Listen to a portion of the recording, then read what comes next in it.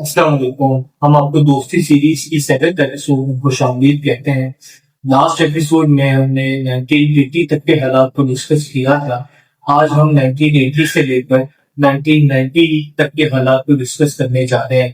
1980 کی شروعات ایک میجر جیو پولیٹیکل شفٹ کے ساتھ ہوئی جب سوویت انویژن ہوا، یعنی سوویت یونین افغانستان میں داخل ہوئی. دسمبر 1979 میں یہ ٹرانسفارم ہوئی اور پاکستان کی اسٹریٹجک امپورٹینس پوری دنیا کے سامنے واضح ہو گئی. اور اس پوری وار اور کانفلکٹ میں پاکستان ایک فرنٹ لائن اسٹیٹ کے طور پر سامنے آیا اور پاکستان نے بہت سارے افغان مہاجرین کو ہوش کیا، جبکہ جاپان کی طرف سے ہیومینیٹیرین ایڈ اور اکنامک اسسٹنس بڑے پیمانے پر جاری رہی. ارلی 80s میں جاپنیز آفیشل کے 2 اہم وزٹ پاکستان کے رہے، جس میں پہلا وزٹ اس وقت کے فارن منسٹر ماسایوشی ایٹو نے اگست 1980 میں کیا، جبکہ دوسرا وزٹ اس وقت کے پرائم منسٹر یاسوہیرو ناکاسا نے 1983 میں کیا. اور اس وزٹ کا کور آبجیکٹو بائلیٹرل اکنامک کوآپریشن تھا اور ڈیولپمنٹ اسسٹنس کے حوالے سے پروجیکٹس تھے، اور اس کے علاوہ ریجنل اسٹیبلٹی شامل تھی، کیونکہ پاکستان افغان کانفلکٹ کی وجہ سے ایک فرنٹ لائن اسٹیٹ کے طور پر افغان ریفیوجیز کو ہوسٹ کر رہا تھا. پاکستان جاپان کوآپریشن کے نتیجے میں 1983 میں بالآخر ایک مائلسٹون اچیو ہوا، اور ہم گزشتہ ویڈیوز میں آپ کو جائکا کے حوالے سے بتا چکے ہیں، اور جائکا کا پاکستان آفس ایونچولی اسٹیبلش ہوا. اور اس مائلسٹون نے جاپان کو ایک پرماننٹ انسٹیٹیوشنل میکینزم فراہم کیا، جس کی وجہ سے جاپان نے ٹیکنیکل کوآپریشن اور پاکستان کے اندر جتنے ڈیولپمنٹل پروگرامز تھے اس کو مینج کیا.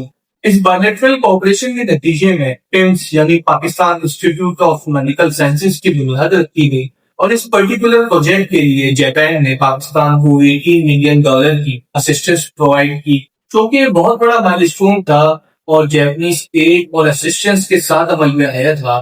تو اس کی انوگریشن بھی اس وقت کے پرائم منسٹر یاسوہیرو ناکاسا نے 1985 میں اسلام آباد میں جاپنیز پارک کو اسٹیبلش کیا گیا، اور یہ Japanese park Japanese economic assistance کے ساتھ بلڈ کیا گیا.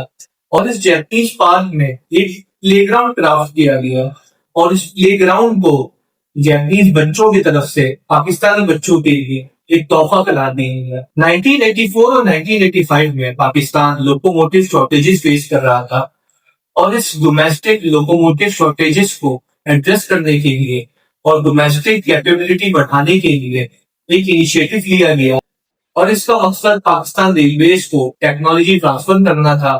اور اسی لیے جاپان نے پاکستان میں لون ایگریمنٹس کیے تقریباً 10 ارب ین کے.